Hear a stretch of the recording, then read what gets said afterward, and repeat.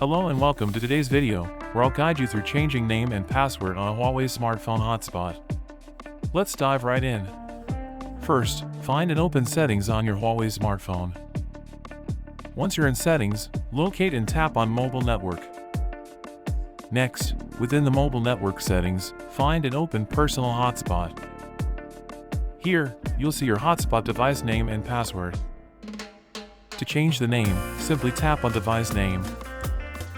Enter your new hotspot name and tap OK to confirm. Next, tap on Password to change your hotspot password.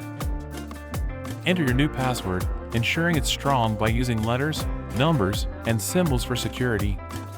Once entered, tap OK to confirm. And that's it!